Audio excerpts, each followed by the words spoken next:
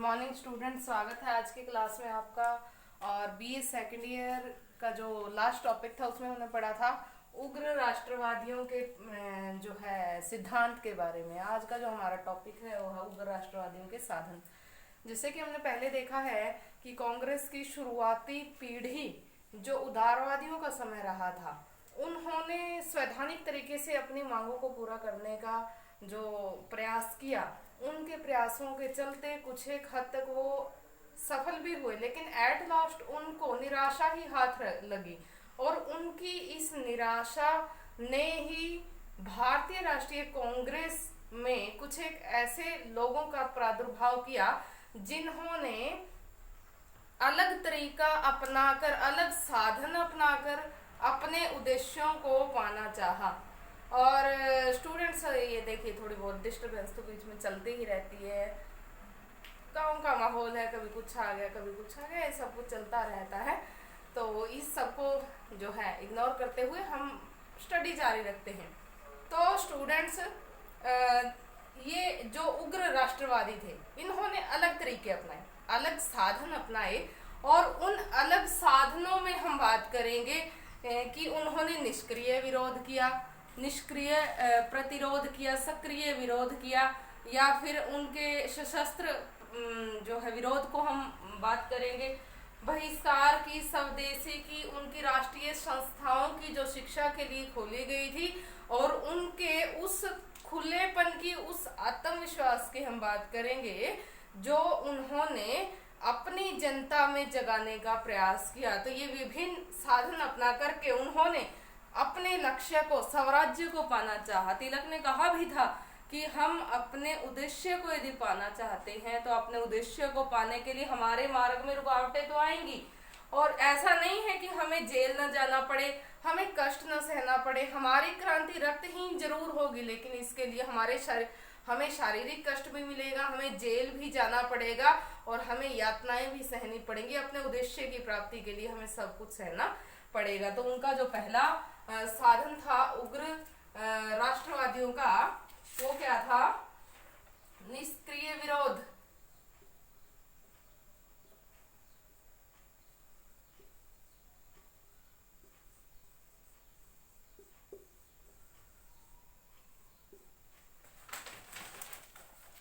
तो क्या आप सही से देख पा रहे हैं? निष्क्रिय विरोध लिखा हुआ है।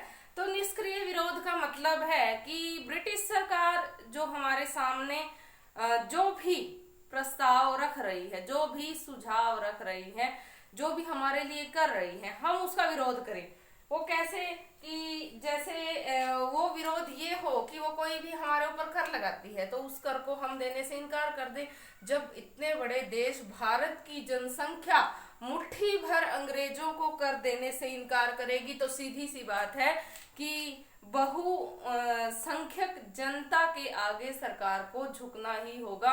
और ऐसे ही यदि दुकानदार जो है अपना सामान बेचते हैं और अपने लाभ के लिए, अपनी कमाई के लिए वो दुकानों पे बैठते हैं, यदि वो ऐसा करने लग जाएं और अपने सामान के बदले में लाभांश को न देखते हुए अपितु राष्ट्रहित की बात को देखते हुए वो सरकारी जो सामान है उसको खरीदने के बजाय स्वदेशी सामान को लोगों तक पहुंचाने लग जाए, तो भी जो है ये मार्ग जो है हेल्पफुल हो सकता है। तो इस तरह से उन्होंने निष्क्रिय विरोध का जो है पालन करते हुए सरकार के हस्तक्षेप को भारतीय मामलों से पूर्ण रूप से हटाने की कोशिश की। निष्क्रिय विरोध का मतलब है कि गवर्नमेंट जो चाहती है हम उसके अपोजिट करें, उसके विपरीत करें। दूसरा सक्रिय प्रतिरोध था, उसका मतलब ये है कि हम निष्क्रिय प्रतिरोध तो करें ही, सरकार की बात तो ना माने, इसके साथ साथ जो है हम अपने देश की चीजों को यूज करें। हमारे देश की चीजों को जब हम यूज करेंगे तो जो है हमारे देश में बनी हुई चीजों की जो वैल्यू है वो हमें पता भी चलेगी, और साथ ही साथ हमारे जो लघु उद्योग हैं, हथकरघे हैं, कुटीर उद्योग हैं, उन में काम करने वाले कारीगरों को जो है उनके मेहनताना भी मिलेगा। तो इसके 2-3 फायदे होंगे, ना कि एक फायदा। इससे हमारा देश तरक्की भी करेगा।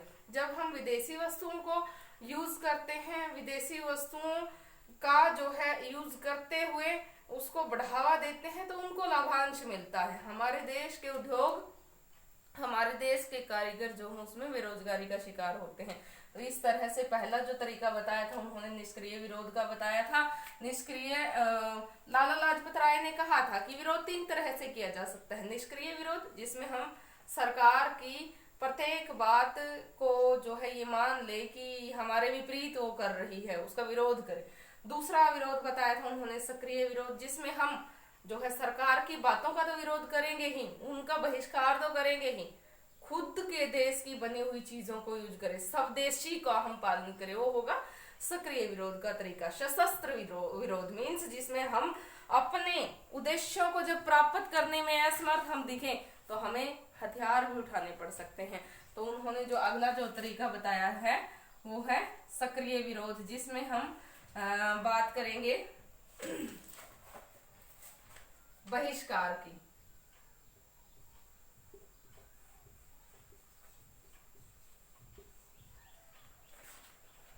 बहिष्कार का मतलब ये है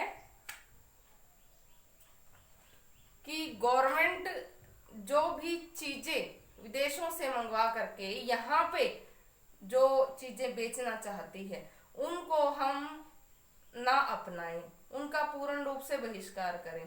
दूसरा, दुकानदारों के पास जो विदेशी चीजें हैं उनको खरीदने से तो हम इनकार करें ही, उन वस्तुओं को तो हम जलाएं, उनका बहिष्कार कर दे, बायकॉट कर दे। साथ ही साथ ब्रिटिश गवर्नमेंट के खोले हुए जितने भी शिक्षण संस्थान हैं उनका हम बहिष्कार करें। साथ ही साथ जो ब्रिटिश गवर्नमेंट ने हमारे भारतीय लोगों को सरकारी स्थान दिए हैं उन स्थानों का बहिष्कार करें। साथ ही साथ जो हमें उपाधियों से अलंकृत किया गया है उन उपाधियों का बहिष्कार किया जाए। तो इस तरह से पूर्ण बहिष्कार जब होगा ब्रिटिश वस्तुओं का, ब्रिटिश उपाधियों का, अलंकरणों का, तो उसमें ब्रिटिश गवर्नमेंट जो है हड़बड़ा उठेगी और वो क्यों हमें हमारे लक्ष्य तक नहीं ले जाएगी। तो दूसरा जो तरीका बताया स्टूडेंट्स उन्होंने वो बताया बहिष्कार का, जिसमें ब्रिटिश सरकार का विरोध करके और उस विरोध को हम जो है बायकॉट के द्वारा दिखा सकते हैं कि हमने जो है उनकी वस्तुओं का, उनका जो है बहिष्कार किया है। हम उस चीज के बिना, यूज के बिना भी जो है अपना जीवन सुचारू रूप से चला सकते हैं। यदि सरकारी अफसर, कितने सरकारी नौकरियां, कितनी सरकारी उपाधियां हमें मिली हैं, यदि हम सब उनका बायकॉट कर दें तो सीधी सी बात है हमें अपना लक्ष्य बड़ी जल्दी, बहुत ही जल्दी जो है हमें मिल जाएगा। तो अगला जो तरीका उन्होंने बताया वो बताया स्वदेशी का।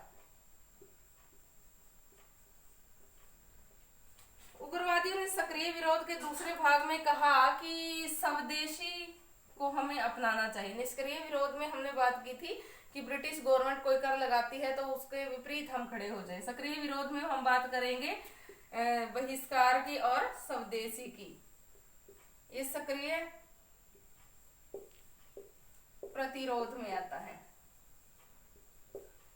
स्वदेशी का मतलब मीन्स अपने देश में बनी हुई वस्तुओं को हम यूज करें, चाहे वो खादी है, चाहे वो नमक है, चाहे वो अन्य जो है वस्तुएं हैं, अन्य औद्योगिक वस्तुएं हैं, कच्चा माल है, वो हम अपने देश का ही यूज करें, न कि विदेशों का।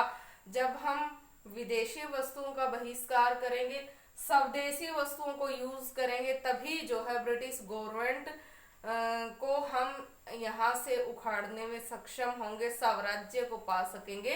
तो तीसरा जो तरीका उन्होंने अपनाया, तीसरा जो साधन अपनाया वो था स्वदेशी वस्तुओं का जो है यूज हमें करना चाहिए। तो इन्होंने जो है प्रोफेसर सुमित कुमार एक इतिहासकार हैं, वो तो ये बताते भी हैं कि इससे हमारा जो है आर्थिक व्यवस्था है वो मजबूत बनेगी, क्योंकि इसको एक आर्थिक व्यवस्था के साथ हम इसलिए जोड़ सकते हैं, जब हम स्वदेशी चीजों को यूज करेंगे तो हमारे जो कारीगर हैं, हथकरघे हैं, जो बिल्कुल बेकार हो गए थे, उनको काम मिलेगा, और जब उन कारीगरों को काम मिलेगा तो देश तरक्की करेगा। सीधी सी बात है, देश तरक्की करेगा। तो एक विद्वान ने और बताया है, लाला लाजपत राय ने जैसे कहा कि स्वदेशी आंदोलन से भारतीयों का आत्मसम्मान बढ़ेगा।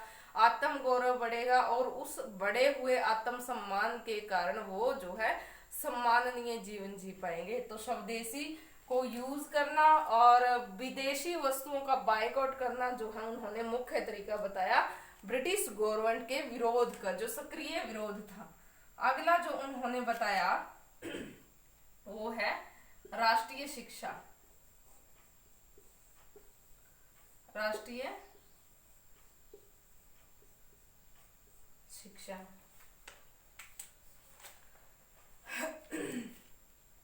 जैसे कि हमने पीछे पढ़ा था, कांग्रेस का जो शुरुआती स्वरूप था राष्ट्रीय शिक्षा के बारे में हमने बात की थी। तो राष्ट्रीय शिक्षा, जो उदारवादी लोग थे वो ये मानते थे कि हम पाश्चात्य शिक्षा ग्रहण यदि करेंगे तो हम विदेशी साहित्य भी पढ़ सकते हैं। विदेशी बहुत सारे ऐसे लेखक हैं जो स्वतंत्र चिंतन के धनी हैं और बहुत सारी अच्छी अच्छी चीजें हमें विदेशी शिक्षा या पाश्चात्य शिक्षा के द्वारा मिल सकती हैं, हम उनका अध्ययन कर सकते हैं। लेकिन ये उग्र राष्ट्रवादियों का जो समय था, इनकी ये मान्यता थी कि जो राष्ट्रीय शिक्षा है, राष्ट्र के लोग अपने देश, अपनी संस्कृति, अपने धर्म, अपनी परंपराओं को जाने, यही उनकी शिक्षा का मुख्य आधार रहा था। क्योंकि एक विद्वान ने कहा भी था कि जो ये समय था वो एक हिंदू राष्ट्र के उत्थान का समय था, एक जो है हिंदू धर्म के उत्थान का समय था। हिंदू धर्म से जोड़ करके इन जो उग्रवादी लोग थे या उग्र राष्ट्रवादी थे, इन्होंने ये साधन भी अपना लिया।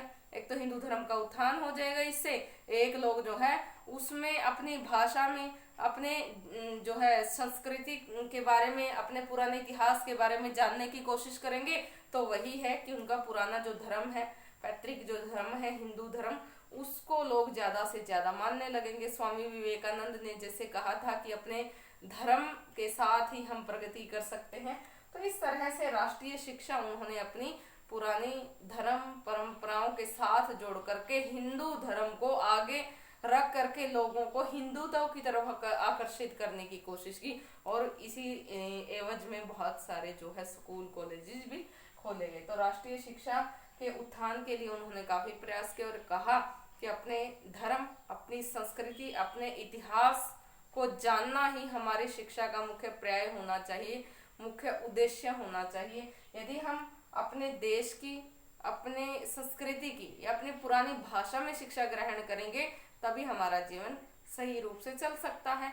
विदेशी शिक्षा का बहिष्कार करेंगे, पाश्चात्य शिक्षा का बहिष्कार करेंगे, तभी जो है एक तरीका है ये भी कि इससे हम अंग्रेजों को यहाँ से खदेड़ने में जो है सक्षम हो जाएं या फिर स्वराज्य की प्राप्ति हमें हो जाए।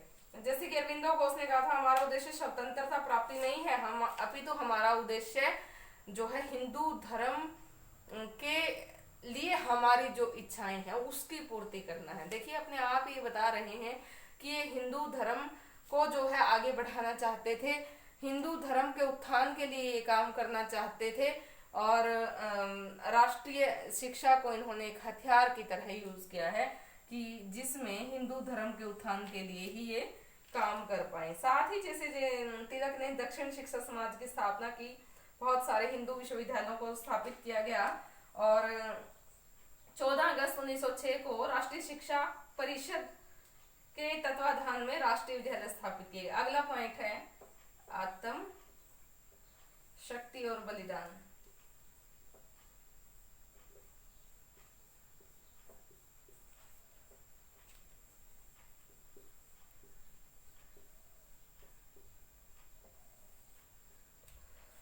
आत्म शक्ति और बलिदान। आत्म शक्ति का मतलब है कि अपनी शक्ति, हमारे जो आत्म बल है, आत्म शक्ति है, उसके प्रति हमें जो है सचेत रहना चाहिए। हमें पता होना चाहिए कि हम ये काम कर सकते हैं। किसी भी काम को करने के लिए जो है हमारे आत्म बल, हमारे अंदर आत्म शक्ति का होना बहुत जरूरी है। और दूसरा जो है इसके साथ साथ बलिदान की भावना भी मनुष्य के अंदर होना बहुत ही आवश्यक है। क्योंकि स्टूडेंट्स, भारतीय उग्रवादियों की यह मान्यता थी कि जो भारतीय लोग हैं उनमें आत्म शक्ति की कमी है और वो ये मानते हैं कि अंग्रेज जो है हमारे से ज्यादा श्रेष्ठ हैं, ज्यादा पढ़े लिखे हैं या उनके अंदर कुछ खास गुण है जिसके कारण से वो यहाँ पे हमारे ऊपर राज कर रहे हैं। अंग्रेजों की भी ऐसी मान्यता थी कि हम भारतीयों से श्रेष्ठ हैं, इसीलिए जो है हम भारतीयों के ऊपर अपनी पैठ जमा सकते हैं, अपनी जो है उनके ऊपर राज करने में सक्षमता जाहिर कर सकते हैं। और इसीलिए जो है उग्रवादियों ने लोगों को सचेत करने के लिए ये कहा है कि उनको अपनी आत्म शक्ति, आत्म बल पे विश्वास होना चाहिए। यदि उनको अपनी आत्म शक्ति पे विश्वास होगा तो इन मुट्ठी भर अंग्रेजों की क्या औकात है, इनको तो जो है हम बहुत ही कम समय में यहाँ से खदेड़ने में सक्षम होंगे। दूसरा, उन्होंने बलिदान की बात करी कि बलिदान की भावना प्रत्येक भारतीय के अंदर होनी चाहिए, क्योंकि जब हम अपने आत्म बल को अनुभव करेंगे, आत्म बल को अनुभव करने के बाद जब हम कदम उठाएंगे तो सीधी सी बात है कि हम उसमें हमारे प्राण भी जा सकते हैं। और उन चीजों के लिए हमें पहले से ही तैयार रहना होगा। हमारे अंदर बलिदान की भावना जो है पहले से ही होनी चाहिए। तो इस तरह से उन्होंने अगला जो पॉइंट बताया था वो था आत्म शक्ति और बलिदान का, कि प्रत्येक भारतीय के दिलो दिमाग में ये आ जाए कि वो भी अंग्रेजों के तरह ही एक इंसान है, ना कि अंग्रेज श्रेष्ठ है और वो श्रेष्ठ नहीं है, ऐसा कुछ भी नहीं है। तो और अपने आप को बलिदान के लिए तैयार रखे तो वो किसी भी तरीके से कम नहीं है अंग्रेजों से। तो इस तरह से उन्होंने जो है कोशिश की। स्वामी विवेकानंद ने देशवासियों को संदेश भी दिया था कि यदि संसार में कोई भी बुरी चीज है वो दुर्बलता है, तो अपने अंदर की दुर्बलता को, कमजोरी को निकाल फेंको, अपनी आत्म शक्ति पे विश्वास करो, आत्म शक्ति पे चलते हुए ही तुम अपने लक्ष्य को पा सकते हो। और बलिदान की भावना उसमें साथ साथ आपको रखनी होगी, क्योंकि आत्म शक्ति यदि है तो बलिदान की भावना स्वयं ही आ जाएगी। आत्म शक्ति के साथ साथ अपने प्राणों का भी भय नहीं होना चाहिए, क्योंकि सीधी सी बात है कि इसमें जो है हमें अपने प्राणों को भी न्यौछावर करना पड़ सकता है। तो ये थे उग्रवादियों के साधन। तो इस प्रकार से उग्रवादियों ने त्याग और बलिदान के साथ उस मार्ग पर चलते हुए अपने लक्ष्य को पाना ज्यादा सही समझा, जबकि जो उदारवादी थे वो ये चाहते थे कि स्वैधानिक साधनों को अपनाते हुए वो स्वैधानिक साधनों पे चलते हुए अपने लक्ष्य को पा लेंगे। लेकिन इनकी ये मान्यता थी कि उसके लिए आत्म शक्ति, आत्म बल होना चाहिए, स्वदेशी को यूज करना चाहिए, बहिष्कार करना चाहिए, विदेशी वस्तुओं का बायकॉट करना चाहिए, राष्ट्रीय शिक्षा होनी चाहिए, हमारे राष्ट्र की जो प्राचीन धरोहर है, संस्कृति है, हमारा हिंदू धर्म है, उसमें उसको ही हमें पढ़ना चाहिए। और निष्क्रिय विरोध की ब्रिटिश गवर्नमेंट के प्रति, उसकी बातों के प्रति हम विरोध करने के लिए हमेशा हमें तत्पर रहना चाहिए। तो आज हमने उग्र राष्ट्रवादियों के साधनों के बारे में पढ़ा। आज के लिए इतना काफी है। Thank you.